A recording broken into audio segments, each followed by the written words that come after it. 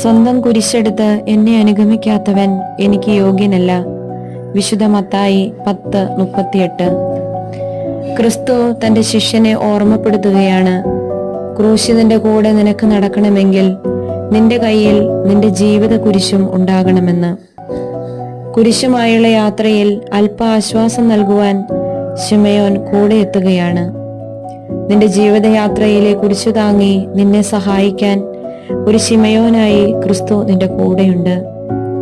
ക്രൂശിതനാശ്വാസമായി ആ സഹനത്തിൽ പങ്കുചേർന്ന് ഒരു ശിമയോനായി നമുക്കും മാറാം. സഹന വഴികളിലൂടെ കടന്നു പോകുന്ന നമ്മുടെ ചുറ്റുമുള്ളവരുടെ ജീവിതത്തിൽ ഒരു ശിമയോനായി മാറാൻ ഈ നോമ്പുകാലം നമ്മെ സഹായിക്കട്ടെ. ആമേൻ.